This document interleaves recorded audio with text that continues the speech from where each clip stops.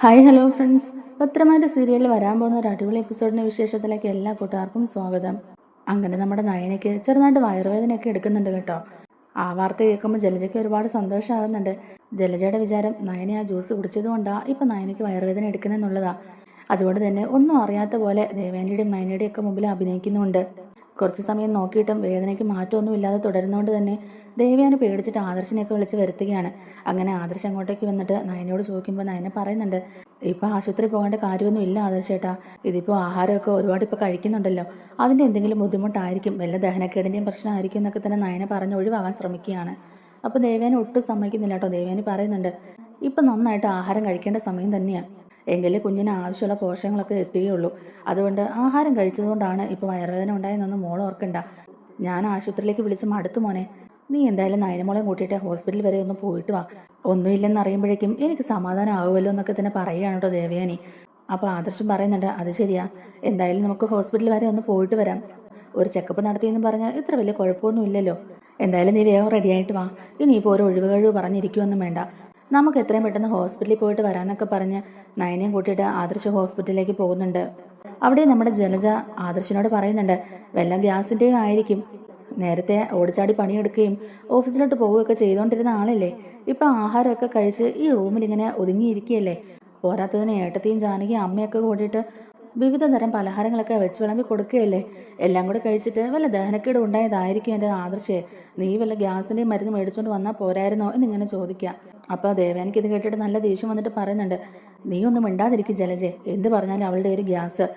മോളുടെ വീട്ടിൽ ഇപ്പോൾ ഒരു കുഞ്ഞുണ്ട്, അതുകൊണ്ട് ഗ്യാസ് ആണെന്നും പറഞ്ഞ് തള്ളിക്കളയാനൊന്നും പറ്റത്തില്ല. എത്രയും പെട്ടെന്ന് ഹോസ്പിറ്റലിൽ പോയി ഒരു ചെക്കപ്പ് നടത്തണമെന്നൊക്കെ വീണ്ടും ആദർശിനോട് പറയുന്നുണ്ട്. അന്നേരവും ജലജ വിട്ടുകൊടുക്കുന്നില്ല. ജലജയുടെ മനസ്സിൽ സന്തോഷം തന്നെയാണ്. കാരണം ആ കുഞ്ഞ് അലസി പോകാനായിട്ട് ഞാനതിലൊരു പൊടി കലക്കി വെച്ചിട്ടുണ്ടല്ലോ. അതുകൊണ്ട് തന്നെ ആ ജ്യൂസ് കുടിച്ചുകൊണ്ടാണ് എനിക്ക് വയറുവേദന എടുക്കുന്നത്. എന്തായാലും ഉടനെ തന്നെ ഈ ഗർഭം അലസി പോകുന്നൊക്കെ ഓർത്ത് സന്തോഷിച്ച് തന്നെ ഇരിക്കുക.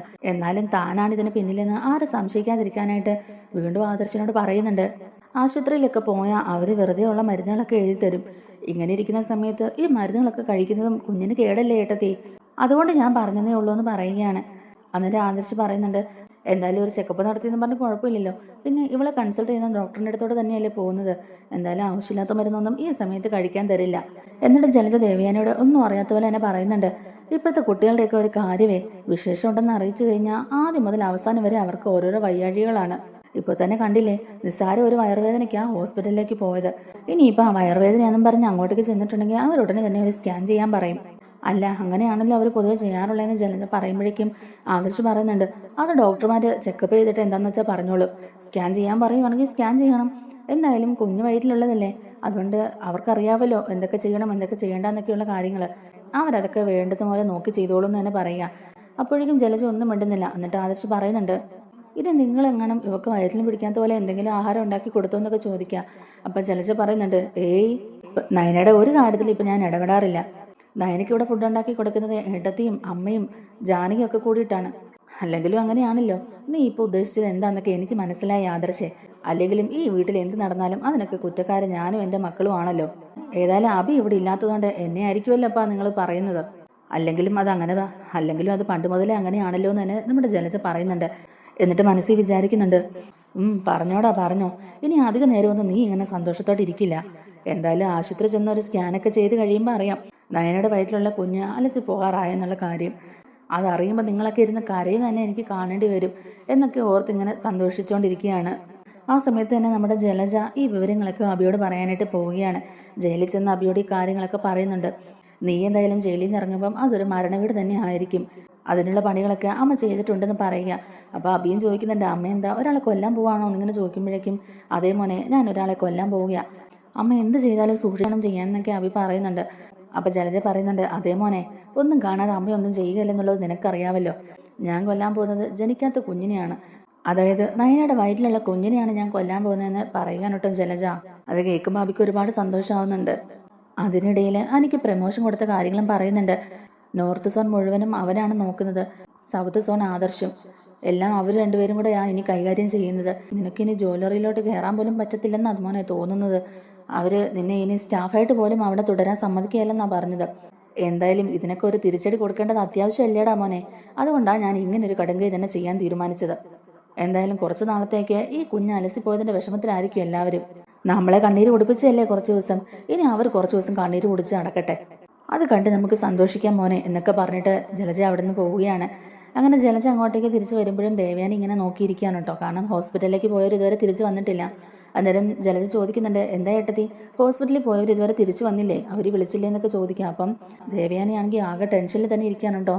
അന്നേരം ജലജയുടെ ഈ ചോദ്യമൊക്കെ കേൾക്കുമ്പോഴേക്കും ദേവയാനിക്ക് ദേഷ്യം വന്നിട്ട് തന്നെ പറയുന്നുണ്ട്, അതെങ്ങനെ എനിക്കറിയാനാ, അവർ വന്നാലല്ലേ എന്തെങ്കിലും അറിയാൻ പറ്റുള്ളൂ എന്നിങ്ങനെ ചോദിക്കുക.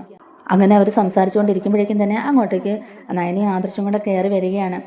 അവരെങ്ങോട്ടേക്ക് വന്ന പാടെ തന്നെ ദേവയാനി ആകാംക്ഷയോട് ചോദിക്കുന്നുണ്ട്, മോനെ ഡോക്ടർ എന്താ മോനെ പറഞ്ഞേ, നയനമ്മക്ക് കുഴപ്പമൊന്നും ഇല്ലല്ലോ എന്നിങ്ങനെ ചോദിക്കുമ്പോഴേക്കും ആദർശ് പറയുന്നുണ്ട്, ഏയ് ഒരു കുഴപ്പവും ഇല്ലമ്മേ. അവിടെ ചെന്നപ്പോഴേക്കും അവളുടെ എല്ലാ വേദനയും മാറി. പിന്നെ എന്തായാലും പോയതല്ലേ എന്നോർത്തൊരു ചെക്കപ്പ് നടത്തി. ഡോക്ടർ പറഞ്ഞു ഒരു കുഴപ്പവും ഇല്ലാന്ന്. അപ്പം നയന ദേവയാനിയോട് പറയുന്നുണ്ട്, ഞാൻ അപ്പോഴേ പറഞ്ഞല്ലേ അമ്മേ ആശുപത്രിയിലോട്ട് പോകണ്ടെന്നുള്ള കാര്യം, എനിക്ക് അതിന് മാത്രം കുഴപ്പമൊന്നും ഇല്ല, ഫുഡൊക്കെ ഒരുപാട് ഞാൻ കഴിക്കുന്നില്ല ഇപ്പം, അതിൻ്റെ ബുദ്ധിമുട്ടാണെന്ന് തന്നെ പറയുകയാണ്. അപ്പോൾ ദേവയാനി പറയുന്നുണ്ട്, ഇപ്പോഴാ മോളെ എനിക്കൊരു സമാധാനമായത്. ആദർശ് പറയുന്നുണ്ട്, ഇവക്കിപ്പോൾ ഒരു കുഴപ്പവും ഇല്ലമ്മേ, ഇതുപോലെയുള്ള വയറുവേദനകളൊക്കെ ഇടയ്ക്കിടയ്ക്ക് ഉണ്ടാകുമെന്നാണ് ഡോക്ടർ പറഞ്ഞത്, പിന്നെ കുറച്ച് വൈറ്റമിൻ ടാബ്ലറ്റ്സും ഒക്കെ തന്നുവിട്ടിട്ടുണ്ട്, പേടിക്കാനൊന്നുമില്ല എന്ന് തന്നെ പറയാൻ കേട്ടോ ആദർശ്. അപ്പോൾ ഉടനെ ജലജ ചോദിക്കുന്നുണ്ട്, അപ്പോൾ സ്കാനൊക്കെ ചെയ്തായിരുന്നോ എന്ന് ഇങ്ങനെ ചോദിക്കുക.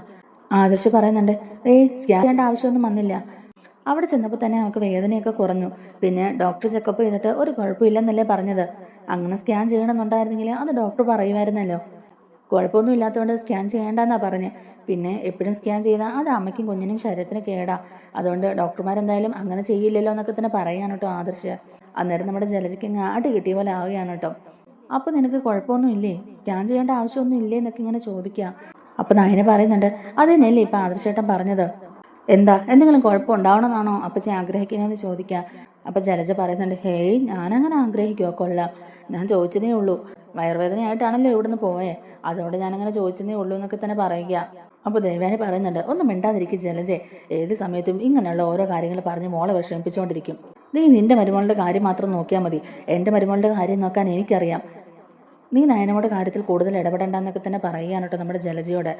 അപ്പോൾ ജലജയ്ക്ക് നല്ല ദേഷ്യം വരികയാണ്. അപ്പോൾ ജലജ മനസ്സിൽ ഓർക്കുന്നുണ്ട്, ആ ജ്യൂസ് കുടിച്ചിട്ടും ഇവക്ക് ഒരു കുഴപ്പമില്ലല്ലോ, ഭയങ്കരം തന്നെ, ഇവക്കൊന്നും സംഭവിക്കാതെ എന്താണെന്നാണ് എനിക്ക് മനസ്സിലാകാത്തത് എന്നൊക്കെ ഇങ്ങനെ ആലോചിച്ചുകൊണ്ടിരിക്കുകയാണ് കേട്ടോ നമ്മുടെ ജലജ. അതേസമയത്ത് ആദർശ് പറയുന്നുണ്ട്, നയനെ നീ റൂമിലോട്ട് വാ, കുറച്ച് നേരം റെസ്റ്റ് എടുക്കുന്നൊക്കെ പറയുക. അങ്ങനെ അവർ രണ്ടുപേരും കൂടെ മുകളിലോട്ട് കയറി പോവുകയാണ് കേട്ടോ. ആ സമയത്ത് ജലജ വളരെയധികം സങ്കടപ്പെട്ടുകൊണ്ട് തന്നെ നിൽക്കുകയാണ് കേട്ടോ. കാരണം പ്ലാനിങ് ഒക്കെ പാളിപ്പോയല്ലോ, എന്താ സംഭവിച്ചതെന്ന് അറിയില്ലല്ലോ. ഇങ്ങനൊരു പൊടി ജ്യൂസി കലക്കി കൊടുത്താൽ ആ ഗർഭം അലസി പോകേണ്ടതായിരുന്നു, എന്നിട്ട് പോലും ഈശ്വരന്മാർ അവളെ കൈവിട്ടിട്ടില്ലല്ലോ, ഭയങ്കര ഈശ്വരാനുഗ്രഹം ഉള്ളവളാ അവള്, അല്ലെങ്കിൽ അവളിങ്ങനെ രക്ഷപ്പെടാനാ എന്നൊക്കെ ഇങ്ങനെ ആലോചിച്ചുകൊണ്ട് ഇങ്ങനെ വിഷമിച്ചിരിക്കുകയാണ് കേട്ടോ നമ്മുടെ ജലജ. ഇങ്ങനെ അതേ സമയത്ത് തന്നെ നമ്മുടെ നവീനാണെങ്കിലും നന്ദുവിനെ കുറിച്ച് ഇങ്ങനെ ആലോചിച്ചുകൊണ്ടിരിക്കുകയാണ് കേട്ടോ. അങ്ങനെ നവീൻ അസിസ്റ്റൻ്റായിട്ട് ജോലി ചെയ്യുന്ന ആൾ വന്നിട്ട് നവീനെ വിളിക്കുന്നുണ്ട്, ആഹാ മോൻ ഇവിടെ ഇരിക്കുകയായിരുന്നോ, ഇപ്പം ജോലിയിലൊന്നും ഒരു ശ്രദ്ധയില്ലല്ലോ, ഫുൾ ടൈം മനസ്സിലുള്ള ആളെ ഓർത്തുകൊണ്ടിരിക്കുകയാണല്ലേ, ഏത് നേരവും ഇപ്പോൾ ദിവാസ്വപ്നവും കണ്ടുകൊണ്ടിരിക്കുകയാണല്ലേ എന്നിങ്ങനെ ചോദിക്കുക. അങ്ങനെ മനസ്സിനുള്ളിൽ ഒരു പെൺകുട്ടി ഉണ്ടെങ്കിൽ അതങ്ങ് വെളിപ്പെടുത്തുന്നതല്ലേ നല്ലത്, ഞങ്ങളോട് ആരോടും പറയുന്നുമില്ല, ഒരു ക്ലൂവും തരുന്നില്ല, ആ പെൺകുട്ടി ആരാണെന്ന് പറയുകയാണെങ്കിൽ നമുക്ക് മോൻ്റെ അമ്മയുമായിട്ട് സംസാരിച്ച് വിവാഹത്തിനുള്ള ഒരുക്കങ്ങളൊക്കെ നടത്തായിരുന്നല്ലോ എന്ന് ചോദിക്കുക. മോൻ്റെ കല്യാണം നടക്കണം എന്നുള്ളത് അമ്മയുടെ ഒരു ആഗ്രഹം കൂടിയല്ലേ മോനെ, അതുകൊണ്ട് ഇനിയും അത് വെച്ച് താമസിപ്പിക്കേണ്ട ആവശ്യമുണ്ടോ എന്ന് ഇങ്ങനെ ചോദിക്കുക.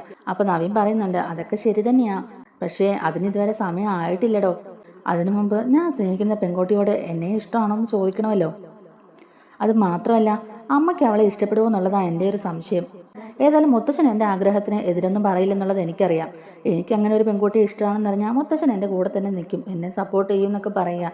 പിന്നെ അമ്മയുടെ കാര്യത്തിലേ ഉള്ളൂ എനിക്കൊരു സംശയം, അമ്മയ്ക്കും കൂടി അവളുടെ സ്വഭാവം ഓക്കെ ആണെന്നുണ്ടെങ്കിൽ പിന്നൊരു തടസ്സവും ഇല്ല, അവളാണെങ്കിൽ ഇച്ചിരി ബോൾഡായിട്ടുള്ള ഒരു പെൺകുട്ടിയുവാ, എൻ്റെ പ്രൊഫഷനുമായിട്ട് ഒത്തുപോകുന്ന ഒരാളെ തന്നെയാണ് ഞാൻ കണ്ടുപിടിച്ചിരിക്കുന്നത്, അതാ ഒരു പേടി, ചിലപ്പോൾ അമ്മയ്ക്ക് അവളെ ഇഷ്ടപ്പെട്ടില്ലെങ്കിലോ എന്നിങ്ങനെ ചോദിക്കാനോട്ടോ നവീൻ. അപ്പോൾ അയാൾ പറയുന്നുണ്ട്, എന്തായാലും വക്കീലന്മാരെയും അതുപോലെ തന്നെ പോലീസ് ഡിപ്പാർട്ട്മെൻറ്റിൽ ജോലി ചെയ്യുന്ന ആൾക്കാരെയൊന്നും അല്ലല്ലോ അല്ലേ കണ്ടുവച്ചിരിക്കുന്നത്, അവരൊക്കെ പൊതുവെ ബോൾഡായിട്ടുള്ള ആൾക്കാരാണ്, അങ്ങനെയുള്ളവരെ ഇങ്ങോട്ടേക്ക് കൊണ്ടുവന്നിട്ടുണ്ടെങ്കിൽ അത് അമ്മയ്ക്ക് ഇഷ്ടപ്പെടുമോ എന്നുള്ളത് പറയാൻ പറ്റില്ലല്ലോ. അപ്പോൾ നവീൻ ചോദിക്കുന്നുണ്ട്, അതെന്താണോ, അവർ മനുഷ്യരല്ലേ, അവരെ ഇങ്ങോട്ടേക്ക് കൊണ്ടുപോകുന്നെന്നും പറഞ്ഞാൽ എന്താ കുഴപ്പം, ബോൾഡായിട്ടുള്ള പെൺകുട്ടികളെ തന്നെയാണ് എനിക്ക് ഇഷ്ടമെന്ന് പറയുക. അപ്പോൾ അയാൾ പറയുന്നുണ്ട്, അങ്ങനെയാണോ, എങ്കിൽ പോലീസ് ഡിപ്പാർട്ട്മെൻറ്റിലുള്ള കുറഞ്ഞ ആൾക്കാരെ ഒന്നും കെട്ടിയേക്കരുത് കേട്ടോ, പിന്നെ ഒരു IPS എങ്കിലും ഉള്ളവർ വേണം കല്യാണം കഴിക്കാൻ, അതാകുമ്പോൾ നമ്മുടെ ഫാമിലിയുമായിട്ട് ഒത്തുപോവുകയും ചെയ്യുമല്ലോ എന്നൊക്കെ തന്നെ പറയുക. അതെന്താണെന്ന് വെച്ചാൽ ഞാൻ തീരുമാനിച്ചോളാം, ഇനി താൻ ഇതിൽ ഇടപെട്ട് കൂടുതൽ കുളമാക്കാൻ നിൽക്കേണ്ട, അതൊക്കെ എങ്ങനെ മാനേജ് ചെയ്ത് കൊണ്ടുപോകണം എന്നുള്ളത് എനിക്കറിയാവടോ എന്നൊക്കെ പറയുകയാണ് കേട്ടോ നമ്മുടെ നവീൻ. എന്തായാലും ആളാരെന്ന് മാത്രം മോൻ ഇതുവരെ പറഞ്ഞില്ലല്ലോ എന്നിങ്ങനെ പറയുകയാണ് കേട്ടോ. അപ്പോൾ നവീൻ പറയുന്നുണ്ട്, അത് സമയമാകുമ്പോൾ ഞാൻ എല്ലാവരെയും അറിയിക്കുന്നുണ്ടെന്ന് തന്നെ പറയുകയാണ്. ഇപ്പം എന്തായാലും എനിക്ക് ഒരിടം വരെ പോകാനുണ്ട്, അത്യാവശ്യമായിട്ട് ഒരാളെ കാണാനുണ്ടെന്ന് ഇങ്ങനെ പറയുമ്പോഴേക്കും അയാൾ ചോദിക്കുന്നുണ്ട്, ആരെയാ മോനെ, മനസ്സിലുള്ള പെൺകുട്ടിയെ കാണാനായിട്ടാണോ പോകുന്നതെന്നൊക്കെ ചോദിക്കുകയാണ് കേട്ടോ. അപ്പോൾ നവീൻ ചോദിക്കുന്നുണ്ട്, തനിക്കിപ്പോൾ എന്താണോ വേണ്ടത്, ഞാൻ എവിടെയെങ്കിലും പോകും, തനിക്കിപ്പോൾ എന്താണെന്നൊക്കെ ചോദിച്ചിട്ട് അവിടെ നിന്ന് ചിരിച്ചോണ്ട് തന്നെ അവിടെ നിന്ന് പോവുകയാണ്. അങ്ങനെ നവീൻ അവിടെ നിന്ന് നേരെ വരുന്നത് നമ്മുടെ നന്ദുവിനെ കാണാനാണ് കേട്ടോ. നന്ദു അറസ്റ്റ് ചെയ്ത് വെച്ചിരിക്കുന്ന ഒരാളെ ജാമ്യത്തിൽ ഇറക്കാനും കൂടി വേണ്ടിയിട്ടാണ് കേട്ടോ നമ്മുടെ നവീൻ അങ്ങോട്ടേക്ക് പോകുന്നത്. ശരിക്കും നവീൻ്റെ ജൂനിയേഴ്സിന് ആരെങ്കിലും പറഞ്ഞു വിടേണ്ട കാര്യമേ ഉള്ളായിരുന്നു. പക്ഷേ എന്നാലും നന്ദുവിനെ കാണാൻ പറ്റുന്ന ഒരു അവസരമാണല്ലോ, അതുകൊണ്ട് തന്നെ നേരിട്ട് നവീൻ അവിടെ പോവുകയാണ്. ഇടയ്ക്ക് സംസാരിച്ചുകൊണ്ടിരിക്കുന്നതിൻ്റെ ഇടയിൽ എന്തെങ്കിലും അവസരം കിട്ടുകയാണെങ്കിൽ തൻ്റെ ഇഷ്ടം നന്ദുവിനോടൊന്ന് സൂചിപ്പിക്കുകയും ചെയ്യാമല്ലോ എന്നൊക്കെ ഓർത്തുകൊണ്ടാണ് നവീൻ അങ്ങോട്ടേക്ക് പോകുന്നത്. അങ്ങനെ നന്ദുവിൻ്റെ അടുത്തോട് കയറി ചെല്ലുമ്പോഴേക്കും തന്നെ നന്ദു ചോദിക്കുന്നുണ്ട്, ആരിത്, നവീനേട്ടനോ? വാ വാ ഇരിക്കേ എന്നൊക്കെ പറഞ്ഞ് നവീനോട് അവിടെ ഇരിക്കാനൊക്കെ പറയുന്നുണ്ട്. അപ്പോൾ എന്താ നവീനേട്ടൻ ഇങ്ങോട്ടേക്ക് എന്നൊക്കെ ഇങ്ങനെ ചോദിക്കുക നന്ദു. അപ്പോൾ ഉടനെ നവീൻ പറയുന്നുണ്ട്, അത് പിന്നെ ഇവിടെ ഒരു ആക്സിഡൻറ്റ് കേസായിട്ട് ഒരാളെ അറസ്റ്റ് ചെയ്ത് വെച്ചിട്ടുണ്ടല്ലോ, അയാളെ ഞാൻ കൂട്ടിക്കൊണ്ട് പോകാൻ വേണ്ടി വന്നാന്നൊക്കെ പറയുക. അപ്പോൾ ആ സമയത്ത് നന്ദു പറയുന്നുണ്ട്, അതിനിപ്പം നവീനേട്ടൻ തന്നെ ഇങ്ങോട്ടേക്ക് വരണമെന്നില്ലായിരുന്നു, ജൂനിയേഴ്സിനെ ആരെങ്കിലും വിട്ടാൽ മതിയായിരുന്നല്ലോ. അപ്പം നന്ദു നവീനോട് പറയുന്നുണ്ട്, അയാളൊരു ആക്സിഡൻറ്റ് ഉണ്ടാക്കിയിട്ട് വണ്ടി നിർത്താതെ പോയതാ, അതുകൊണ്ടാണ് ഞാൻ അയാളെ അറസ്റ്റ് ചെയ്ത് ഇങ്ങോട്ടേക്ക് കൊണ്ടുവന്നത്. പരിക്ക് പറ്റിയ ആളെ ഹോസ്പിറ്റലിൽ പോലും എത്തിച്ചില്ല അയാൾ എന്നൊക്കെ ഇങ്ങനെ പറയുകയാണ് കേട്ടോ. അപ്പോൾ നവീൻ പറയുന്നുണ്ട്, അതെനിക്കറിയാം നന്ദു, ആൾക്ക് ചെറിയ പേടിയുണ്ട്, ബ്ലഡ് കണ്ട ആൾക്ക് തല ചുറ്റും, അതുകൊണ്ടാണ് അയാൾ വണ്ടി നിർത്താതെ പോയെന്ന് പറയുക. എന്തായാലും അത് വിട്ടുകളാം, അയാളെ കൂട്ടിക്കൊണ്ട് പോകാനാണ് ഞാൻ വന്നത്, എനിക്കറിയാവുന്ന ആളാ, വലിയ പ്രശ്നക്കാരനൊന്നും അല്ല, ആളുടെ സിറ്റുവേഷൻ അതായിരുന്നു, അതുകൊണ്ടാണ് വണ്ടി നിർത്താതെ പോയെന്നൊക്കെ തന്നെ നവീൻ പറയുന്നുണ്ട്. എന്നിട്ട് നന്ദു അവിടെ നിൽക്കുന്ന കോൺസ്റ്റബിളിൻ്റെ അടുത്ത് അയാളെ വിളിച്ചുകൊണ്ട് വരാനൊക്കെ പറയുകയാണ് കേട്ടോ. അങ്ങനെ അയാളെയും കൂട്ടിക്കൊണ്ട് വരാനായിട്ട് കോൺസ്റ്റബിളും പോകുന്നുണ്ട്. പിന്നെ അവിടെ നന്ദുവും നവീനും മാത്രമാണ് ഉള്ളത്. ആ സമയത്ത് നന്ദു നവീനോട് ചോദിക്കുന്നുണ്ട്, അല്ല നവീനേട്ടൻ്റെ പ്രണയമൊക്കെ എവിടെ വരെയായി, അമ്മയോട് വല്ലതും പറഞ്ഞോ, ആ പെൺകുട്ടിയോട് നവീനേട്ടൻ്റെ ഇഷ്ടം തുറന്ന് പറഞ്ഞായിരുന്നോ എന്നൊക്കെ ചോദിക്കുകയാണ്. അല്ല, പെൺകുട്ടിയോട് ഇഷ്ടം പറഞ്ഞിട്ടുണ്ടെങ്കിൽ ബാക്കി കാര്യങ്ങളൊക്കെ നമുക്ക് മുന്നോട്ട് നീക്കാറുന്നല്ലോ എന്നൊക്കെ ഇങ്ങനെ പറയുക. ഇല്ല, ഇതുവരെ ഒന്നും പറഞ്ഞിട്ടില്ല എന്ന് തന്നെ നവീൻ പറയുക. അപ്പോൾ നന്ദു പറയുന്നുണ്ട്, അതെന്താ നവീനേട്ടാ, എത്രയും പെട്ടെന്ന് പറയുവാണെങ്കിൽ അതല്ലേ നല്ലത്, നവീനേട്ടൻ്റെ ഇഷ്ടം ആ കുട്ടി അക്സെപ്റ്റ് ചെയ്യുകയാണെങ്കിൽ നമുക്ക് വിവാഹത്തിലോട്ട് കിടക്കാമായിരുന്നല്ലോ, പെൺകുട്ടി ഓക്കെ ആണെന്ന് പറയുകയാണെങ്കിൽ പിന്നെ ബാക്കി കാര്യങ്ങളൊക്കെ നമുക്ക് പെട്ടെന്ന് തന്നെ ചെയ്യാമല്ലോ, ഇനിയും ഇതിങ്ങനെ നീട്ടിക്കൊണ്ട് പോകേണ്ട ആവശ്യമുണ്ടോ നവീനേട്ടാന്ന് ചോദിക്കുക. അപ്പം നവീൻ പറയുന്നുണ്ട്, അത് പിന്നെ അങ്ങനെ എനിക്ക് മാത്രം ഇഷ്ടപ്പെട്ടാലാവില്ലല്ലോ, നമ്മുടെ ഫാമിലിക്കും കൂടെ ഓക്കെ ആയ ഒരു പെൺകുട്ടി തന്നെയാണോ അവളെന്നുള്ളത് എനിക്കൊന്ന് നോക്കണ്ടേ, മുത്തശ്ശൻ എൻ്റെ ആഗ്രഹത്തിന് എന്തായാലും എതിര് നിൽക്കില്ല, പക്ഷേ അമ്മയുടെ കാര്യം അങ്ങനെയല്ല, അമ്മയ്ക്ക് ബോൾഡായിട്ടുള്ള പെൺകുട്ടികളൊന്നും അത്ര ഇഷ്ടമല്ല, അമ്മ അത് പല പ്രാവശ്യം പറഞ്ഞിട്ടുമുണ്ട്, അമ്മയ്ക്കും കൂടെ അവളെ ഇഷ്ടപ്പെടുമെന്നൊക്കെ ഉള്ളത് നോക്കിയിട്ട് വേണം പറയാമെന്നൊക്കെ ഇങ്ങനെ പറയുകയാണ്. അമ്മയ്ക്കാണെങ്കിൽ ഇച്ചിരി അടക്കം ഒതുക്കമുള്ള പെൺകുട്ടികളെ തന്നെയാണ് ഇഷ്ടം, ഞാൻ കണ്ടുവച്ചിരിക്കുന്ന പെണ്ണ് ഇച്ചിരി ബോൾഡാണ്, അവൾ അത്യാവശ്യം കരാട്ടയൊക്കെയും പഠിച്ചിട്ടുണ്ടെന്ന് ഇങ്ങനെ പറയുക. അപ്പം നന്ദു ഉടനെ ചോദിക്കുന്നുണ്ട്, അപ്പം എന്നെ പോലെ ആണല്ലോ എന്നിങ്ങനെ ചോദിക്കുക. അപ്പം നവീൻ പറയുന്നുണ്ട്, അതെ നന്ദുവിനെ പോലെ തന്നെയാണ്. അല്ല നവീനേട്ടാ, ഞാനൊരു കാര്യം ചോദിക്കട്ടെ, ഇത്രയും ബോൾഡായിട്ടുള്ള പെൺകുട്ടിയെ ഇഷ്ടപ്പെടാൻ എന്താ കാരണം എന്ന് ചോദിക്കുക. അപ്പോൾ നവീൻ പറയുന്നുണ്ട്, അതെങ്ങനെ പറയാനാ, അവളെ കണ്ടപ്പോൾ എനിക്ക് ഇഷ്ടമായി, തെറ്റ് കണ്ടാൽ പ്രതികരിക്കുന്ന കൂട്ടത്തിലാവളും, അതുകൊണ്ടാണ് അവളുടെ സ്വഭാവം എനിക്ക് ഇഷ്ടപ്പെട്ടതെന്ന് ഇങ്ങനെ പറയുകയാണ്. അപ്പം നമ്മുടെ നന്ദുവിന് ചെറിയൊരു സംശയമൊക്കെ ആവുന്നുണ്ട് കേട്ടോ. എന്നിട്ട് നന്ദു ചോദിക്കുന്നുണ്ട്, ഇത്രയൊക്കെ ആയ സ്ഥിതിക്ക് ആ പെൺകുട്ടിയുടെ പേരും കൂടെ ഒന്ന് വെളിപ്പെടുത്തുവാണെങ്കിൽ എളുപ്പമാവുകയില്ലായിരുന്നോ, പെൺകുട്ടിയുടെ വീട്ടിൽ സംസാരിക്കുന്നതും കാരണവന്മാർ തമ്മിലുള്ള കൂടിക്കാഴ്ചയൊക്കെ നമുക്ക് വളരെ വേഗത്തിൽ തന്നെ ആക്കായിരുന്നു, അതാകുമ്പോൾ പെട്ടെന്ന് ഞങ്ങൾക്ക് ഒരു കല്യാണം കൂടാവല്ലോ എന്നൊക്കെ ഇങ്ങനെ നന്ദു പറയുക. അപ്പം നവീൻ പറയുന്നുണ്ട്, അങ്ങനെ തന്നെ വേണം. അപ്പം നന്ദു പിന്നെയും ചോദിക്കുന്നുണ്ട്, പെൺകുട്ടിയുടെ പേരെങ്കിലും ഒന്ന് പറഞ്ഞുകൂടെ നവീനേട്ടാ, എത്ര നാളായി ഞാനും അനുവൊക്കെ ചോദിക്കുന്നു എന്നിങ്ങനെ ചോദിക്കുമ്പോഴേക്കും നവീൻ അപ്പോഴത്തേക്കും പറയുന്നുണ്ട്, അത് പിന്നെ നന്ദു ഇത്രയും ഇതായിട്ട് ചോദിക്കുന്നതുകൊണ്ട് ഞാൻ പറയാം, എൻ്റെ മനസ്സിലുള്ള പെൺകുട്ടി നന്ദു തന്നെയാണ്, എന്ന് മുതലാ എനിക്ക് നന്ദുവിനോട് ഇഷ്ടം തോന്നിയെന്നുള്ളത് എനിക്കറിയില്ല എന്ന് പറയുകയാണ് കേട്ടോ. എന്ന് മുതലാ നന്ദു എൻ്റെ മനസ്സിൽ കയറിക്കൂടിയെന്നുള്ളത് എനിക്കറിയില്ല, എനിക്ക് നന്ദുവിനെയാണ് ഇഷ്ടം, നന്ദുവിനെയാണ് വിവാഹം കഴിക്കാൻ താല്പര്യമെന്ന് പറയുകയാണ് കേട്ടോ നവീൻ. അപ്പം ഞെട്ടിത്തെറിച്ച് ഷോക്കായി തന്നെ ഇരിക്കുകയാണ് കേട്ടോ നമ്മുടെ നന്ദു പെട്ടെന്ന് ചാടി എഴുന്നേൽക്കുന്നുണ്ട്. അത് പിന്നെ അത് നവീനേട്ടൻ എന്നെ തെറ്റിദ്ധരിച്ചിരിക്കുന്നതാണ്, ഞാൻ നവീനേട്ടനെ അങ്ങനെയല്ല കണ്ടത്, നന്ദു മനസ്സിൽ ആലോചിക്കുന്നുണ്ട്. അപ്പോൾ അനിയും ഞാനും തമ്മിലുള്ള ഇഷ്ടം നവീനേട്ടൻ ഇതുവരെ അറിയില്ലല്ലേ, ഇനിയിപ്പോൾ എന്ത് ചെയ്യും, അനിയും ഞാനും തമ്മിൽ ഇഷ്ടത്തിലാണെന്ന് നവീനേട്ടനോട് പറയണോ, ഇത് അനി അറിഞ്ഞാൽ എങ്ങനെയായിരിക്കും പ്രതികരിക്കുക എന്നൊക്കെ ഓർത്തിട്ട് ആകെ ടെൻഷനാവുകയാണ് കേട്ടോ നന്ദുവിന്. ഈ കാര്യം നവീനേട്ടനോട് പറയാതിരുന്നാൽ ശരിയാകത്തുമില്ല എന്നൊക്കെ തന്നെ നമ്മുടെ നന്ദു തീരുമാനിക്കുകയാണ്. നവീൻ ഉടനെ ചോദിക്കുന്നുണ്ട്, എന്ത് പറ്റി നന്ദുവിന് എന്നെ ഇഷ്ടമല്ലേ. നന്ദുവിൻ്റെ ആ മുഖത്തെ എക്സ്പ്രഷനൊക്കെ കണ്ടിട്ട് നവീനും ചെറിയ രീതിക്ക് സങ്കടമാവുന്നുണ്ട്. നവീൻ ഉടനെ നന്ദുവിനോട് ചോദിക്കുന്നുണ്ട്, എന്താ നന്ദു, ഞാൻ പറഞ്ഞപ്പോൾ ഷോക്കായി പോയല്ലേ, അതെ എനിക്ക് നന്ദുവിനെയാണ് ഇഷ്ടം, നന്ദുവിൻ്റെ മനസ്സിൽ അങ്ങനെ ഒരു ആഗ്രഹം ഉണ്ടോ ഇല്ലയോ എന്നുള്ളത് എനിക്കറിയില്ല. ഞാൻ കണ്ടതിൽ വെച്ചിട്ട് എനിക്ക് നന്ദുവിനോട് മാത്രമേ സ്നേഹം തോന്നിയിട്ടുള്ളൂ. എനിക്ക് പറ്റിയ പെൺകുട്ടി നന്ദു ആണെന്ന് അവസാനം ഞാൻ കണ്ടുപിടിച്ചു എന്നൊക്കെ തന്നെ നവീൻ പറയുമ്പോഴേക്കും നന്ദുവിന് പിന്നെ അനിയുടെ കാര്യം പറയാതിരിക്കാൻ തോന്നിയില്ല. അപ്പോൾ നന്ദു പറയുന്നുണ്ട്, അത് പിന്നെ നവീനേട്ടാ, എനിക്ക് നവീനേട്ടനോട് ഒരു കാര്യം പറയാനുണ്ട്. എനിക്ക് നവീനേട്ടനെ അങ്ങനെ കാണാൻ കഴിയില്ല. ഞാൻ ഒരാളെ പ്രേമിക്കുന്നുണ്ട്. അയാളെ മാത്രം വിവാഹം കഴിക്കാൻ എനിക്ക് താല്പര്യമുള്ളൂ. സോറി നവീനേട്ടാ, നല്ല ഫ്രണ്ട്സ് ആയിരിക്കണമെന്നാണ് ഞാൻ ആഗ്രഹിച്ചിരിക്കുന്നത്. അതിനപ്പുറത്തേക്ക് എനിക്ക് അങ്ങനെ ഒരു ഫീലിങ്സ് ഒന്നും തോന്നിയിട്ടില്ല എന്ന് തന്നെ നവീൻ്റെ മുഖത്ത് നോക്കി നന്ദു പറയുന്നുണ്ട്. സോറി, എനിക്ക് എതിർത്ത് പറയുന്നതിന് ബുദ്ധിമുട്ടുണ്ട്. നവീനേട്ടൻ അറിയാത്ത ഒരു കാര്യം കൂടിയുണ്ട്. ഞാനും അനിയും തമ്മിൽ പ്രണയത്തിലാണ്. എൻ്റെ 2 ചേച്ചിമാരെയും അങ്ങോട്ടേക്ക് വിവാഹം കഴിപ്പിച്ച് വിട്ടുകൊണ്ടാണ് ഞങ്ങളുടെ വിവാഹം നടക്കാതിരിക്കുന്നത്. അനിയുടെ അമ്മയ്ക്കും ഞങ്ങൾ ഒന്നിക്കുന്നതിനോട് വലിയ താല്പര്യമില്ല. 3 മരുമക്കളും ഒരേ വീട്ടിൽ നിന്ന് തന്നെ വേണ്ടാന്നുള്ളൊരു തീരുമാനമാണ് എല്ലാവർക്കും ഇതറിയാം. നവീനേട്ടനും ഈ കാര്യങ്ങളൊക്കെ അറിയാമെന്നാണ് ഞാൻ വിചാരിച്ചിരുന്നത്. സോറി നവീനേട്ടാ, നവീനേട്ടൻ എന്നോട് ക്ഷമിക്കണം. അനിയുടെ സ്ഥാനത്ത് എനിക്ക് മറ്റാരെയും ചിന്തിക്കാൻ കൂടി കഴിയില്ല. അത്രത്തോളം ഞാനും അനിയും തമ്മിൽ സ്നേഹത്തിലാണ്. ഞങ്ങൾക്കിടയിൽ ഒരുപാട് പ്രശ്നങ്ങൾ ഇപ്പോൾ തന്നെ ഉണ്ടായിട്ടുണ്ട്. അപ്പോൾ പോലും ഞങ്ങൾ ഒന്നിച്ചാണ് മുന്നോട്ട് പോയത്. അനിക്കും അങ്ങനെ തന്നെയാണ്. അനിക്കും ഞാനില്ലാതെ ജീവിക്കാൻ കഴിയില്ല. അനന്തപുരിയിലെ മിക്കവരും ഇപ്പം ഞങ്ങളുടെ ബന്ധത്തെ അനുകൂലിക്കുന്നവരാണ്. അനിയുടെ അമ്മയും എൻ്റെ അച്ഛനും അമ്മയും ഒഴിച്ച് ബാക്കി എല്ലാവരും ഞങ്ങളുടെ ബന്ധത്തിൽ അനുകൂലിക്കുന്നുണ്ട്. ഇനിയും കുറച്ച് നാൾ കൂടി വെയിറ്റ് ചെയ്താൽ അവരുടെ തീരുമാനങ്ങളിലും മാറ്റം ഉണ്ടാവും. അങ്ങനൊരു പ്രതീക്ഷയിലാണ് ഞാനും അനി ഇപ്പം മുന്നോട്ട് പോകുന്നത് തന്നെ. എന്നോട് ക്ഷമിക്കണം നവീനേട്ടാ, ഞാൻ കാരണം നവീനേട്ടൻ്റെ മനസ്സിലും ഇതുപോലെ വിഷമം ഉണ്ടായല്ലോ. എന്നോട് ക്ഷമിക്കണമെന്നൊക്കെ തന്നെ നമ്മുടെ നന്ദു കരഞ്ഞുകൊണ്ട് പറയുകയാണ്. ആ സമയത്ത് നവീന് വളരെയധികം സങ്കടമാവുന്നുണ്ട്. അപ്പോൾ നവീൻ പറയുന്നുണ്ട്, ഞാൻ ഒരിക്കലും നിങ്ങളെ അങ്ങനെ ഒരു രീതിയിൽ കണ്ടിട്ടില്ല. നിങ്ങൾ രണ്ടാളും നല്ല സുഹൃത്തുക്കൾ മാത്രമായിരിക്കും എന്നാണ് ഞാൻ വിചാരിച്ചത്. അല്ല, നിങ്ങളുടെ മനസ്സിലും എന്താണെന്നുള്ളത് അറിയാതെയാണല്ലോ ഞാൻ ഇതുപോലൊരു കാര്യം പറഞ്ഞത്. അതുകൊണ്ട് സാരമില്ല നന്ദു, ഇതങ്ങ് വിട്ട് കളഞ്ഞേക്കാം. ഏതായാലും എൻ്റെ കൺസെപ്റ്റിനും എനിക്ക് ഇഷ്ടപ്പെട്ട പോലുള്ളൊരു പെൺകുട്ടിയായിരുന്നു നന്ദു. നന്ദുവിനെ പോലെ ഒരു പെൺകുട്ടിയെ ഇതിനു മുമ്പ് ഞാൻ കണ്ടിട്ടുമില്ല, പരിചയപ്പെട്ടിട്ടുമില്ല. എല്ലാം കൊണ്ടും ഞങ്ങളുടെ ഫാമിലിക്ക് പറ്റിയ പെൺകുട്ടിയാണ് നന്ദു എന്നാണ് ഞാൻ വിചാരിച്ചത്. ഏതായാലും നന്ദുവിൻ്റെ മനസ്സിൽ എന്താണെന്നുള്ളത് അറിഞ്ഞിട്ട് ബാക്കി എല്ലാവരോടും പറയാമെന്നോർത്താ ഞാൻ ഇക്കാര്യം ആരോടും പറയാതിരുന്നത്. ഇനിയിപ്പോൾ ഇക്കാര്യം അനിയോട് പറയാൻ നിൽക്കേണ്ട നന്ദു, അനിയോട് പറയാൻ നിൽക്കേണ്ട. ഇതറിയുമ്പോൾ അനിക്ക് ഒരുപാട് വിഷമമാവുമായിരിക്കും. ഞാൻ ഇങ്ങനൊരു പ്രപ്പോസലുമായിട്ട് നന്ദുവിൻ്റെ അടുത്ത് വന്നിരുന്നു എന്നുള്ള കാര്യം അനി അറിയാതിരിക്കുന്നത് തന്നെയാണ് നല്ലത്. അത് അവനും ഒരു വിഷമം ഉണ്ടാക്കും. അതിലുപരി ഞങ്ങൾ തമ്മിലുള്ള സൗഹൃദത്തിനെയും അത് വിങ്ങലേൽപ്പിക്കും. അതുകൊണ്ട് ഇതിപ്പോൾ നമ്മൾ രണ്ടുപേരും മാത്രം അറിഞ്ഞാൽ മതി. എന്നാൽ ഞാൻ പോട്ടെ എന്നൊക്കെ പറഞ്ഞിട്ട് നവീൻ അവിടെ നിന്ന് ഇറങ്ങി പോകുന്നുണ്ട്. തൻ്റെ മനസ്സിലുള്ള ആഗ്രഹം നടക്കാതെ പോയതിൻ്റെ ഒരു വിഷമം നവീൻ്റെ മുഖത്ത് നന്നായിട്ടുണ്ട്. അതുപോലെ തന്നെ നന്ദുവിനും ഈ കാര്യം അറിഞ്ഞതിൽ നല്ല വിഷമമുണ്ട്. അനിയോട് എന്തായാലും ഈ കാര്യങ്ങളെക്കുറിച്ചൊന്നും പറയാതിരിക്കുന്നത് തന്നെയാണ് നല്ലത്. പാവം, അവനിപ്പോൾ ബിസിനസ്സൊക്കെ നന്നായിട്ട് തന്നെ നോക്കുന്നുണ്ട്. നവീനേട്ടൻ ഇങ്ങനെ ഒരു ആവശ്യമായിട്ട് എൻ്റെ മുമ്പിൽ വന്നു എന്നറിയുമ്പം അത് അവനും ഒരുപാട് വിഷമം ഉണ്ടാക്കും.